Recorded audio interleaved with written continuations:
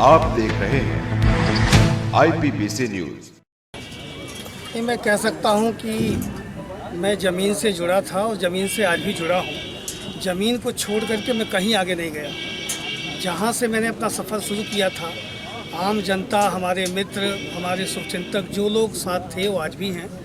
और मैं ईश्वर का धन्यवाद दूंगा, महाकाल का धन्यवाद दूंगा, विशेषकर अपने मित्रों का, कि एक सामान्य से गरीब परिवार में जन्मा हुआ आपका ये राजेश त्रिपाठी, उसे लोगों ने सिर आँखों पे बिठाया और पत्रकारिता से अपने जीवन की शुरुआत करने के बाद समाज सेवा के क्षेत्र में मैं चला और मुक्तिपथ जैसी कालजयी रचना इन्हीं मित्रों और जनता के सहयोग से हो पाया।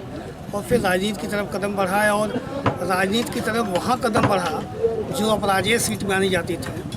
उत्तर भारत का सर्वाधिक खतरनाक माने जाने वाला माफिया परिवार जहाँ राज किया करता था, उसके सामने, जिसके पास लगभग 12,000 करोड़ से ऊपर की संपत्ति आंकी जाती हो, उसके सामने खाते में 1,200 रुपया लेकर के चलने वाला एक पत्रकार, गरीब पत्रकार, वो निकल पड़ा था। और जनता ने 2007 में एक अपार समर्थन और प्यार दिया था। इसके चलते एक अपराजेय मानी जाने वाली सीट पर एक कलम का सिपाही विजयी हुआ था। आप देख रहे हैं IPBC न्यूज।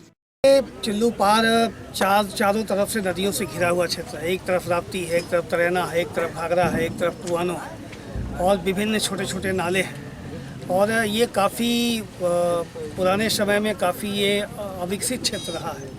स्वाभाविक है, 1952 से लेकर के जब से भारत आज़ाद हुआ, लोगों ने कुछ न कुछ काम, जो भी विधायक रहा, कुछ न कुछ किया ही होगा, इस पर तो राय नहीं है। लेकिन जब 2007 में मैं आया था तो मैंने यहाँ के गरीबों की तड़प देखी थी और उस पर काम करने का प्रयास किया मैंने, क्योंकि उसके पहले जो लोग काम करते थे वो मूलतः राजनीतिक व्यक्ति नहीं थे, या तो अपराधी थे या ठेकेदार थे। तो जब अपराधी ठेकेदार होगा या ठेकेदार अपराधी होगा तो स्वाभाविक रूप से वो अपना विकास करेगा, अपने लोगों का काम। तो लोगों को दिखाया अगले ने कि साहब यहाँ पे हमने बहुत विकास किया। सच ये था कि सड़कों के नाम पर वो व्यक्ति ठेकेदारी करता रहा और अपना विकास करता रहा।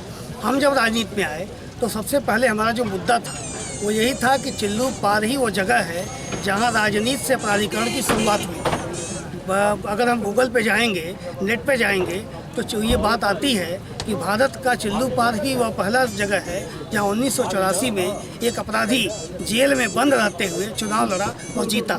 ये चिल्लू पार के माथे पर एक कलंक था। चिल्लू पार के नौजवान अपराधियों को रोल मॉडल मानने लगे थे कि हम भी अपराध करेंगे और चुनाव लड़ेंगे, चुनाव जीतेंगे। और ये जो चीज़ थी, धीरे धीरे यहाँ लोग सोशल वर्कर को अपना रोल मॉडल मानना बंद कर दिए। यहाँ पे फिराक गोरखपुरी पैदा होते हैं, यहाँ का नौजवान नहीं जानता। यहाँ पे पूर्वांचल के first delete doctor Prabhakar Trivedi पैदा होते हैं, उन्हें यहाँ का नौजवान नहीं जानता। यहाँ पर कलपाती जी महाराज जैसा संत आता है, वो यहाँ को नौजवान नहीं जानता। लेकिन यहाँ पे माफिया को जानने वाले लोग यहाँ रहे हैं। स्वाभाविक था, 2007 में जब मैं चुनाव में आया तो मेरे सामने जो पहला एजेंडा था कि राजनीति से अपराधीकरण के खात्मे की शुरुआत। और मुझे इस बात का संतोष है कि 2007 में जिस मुहिम को लेकर हम लोगों ने, यहाँ के अमन पसंद जनता और नौजवानों ने जिस मुहिम की शुरुआत की थी, वो लगातार 7 में शुरू हुई, 2012 में भी कायम रही और 2017 में भी वो कायम होने जा रही है। स्वाभाविक रूप से उसके बाद सेकेंड एजेंडा था हमारा कि हमें विकास भी करना था। विकास के मुद्दे पर हमने यहाँ बंधे के नाम पर जो धंधा होता था उसको बंद कराया, लगभग 125 करोड़ रुपये लगा के ले आ करके, और चिल्लू पार के सभी बंधों को बोल्डर पिच करा के पक्का करा दिया ताकि हमेशा हर साल बंधा कटे और धंधा हो, वो बंद करा दिया। 1022 सड़कों को लेकर के मैं, छोटी बड़ी सड़कों को लेकर के आया, 8 बड़े पुल लेकर के आया, मेडिकल कॉलेज लेकर के आया, ITI कॉलेज लेके आया, 3 डिग्री कॉलेज लेके आया, पावर स्टेशन लेकर के आया, पार्कोपाइन विधि से जो है वो पूरे सरयू की धारा को मोड़ करके करीब हजारों हेक्टेयर भूमि को सिंचित बनाने का कार्य किया। तो विकास के नाम पे बहुत सारे कार्य, लेकिन यह भी सही है कि अभी विकास बहुत बाकी है। कारण उसका ये था कि 2007 में जिस गवर्नमेंट में मैं था, वहाँ पर जो एजेंडा था वो इस तरह के विकास का नहीं था, एक अलग तरह का एजेंडा था। लेकिन उसके साथ साथ क्योंकि मेरी हत्या की सुपारी भी दी गई थी, मुझे अपनी जान भी बचानी थी, मेरे बेटे को लेकर इल्ज़ाम लगाया गया था, क्योंकि मैं माफिया से टकरा रहा था, स्वाभाविक था ये सारी चीज़ें होनी थी।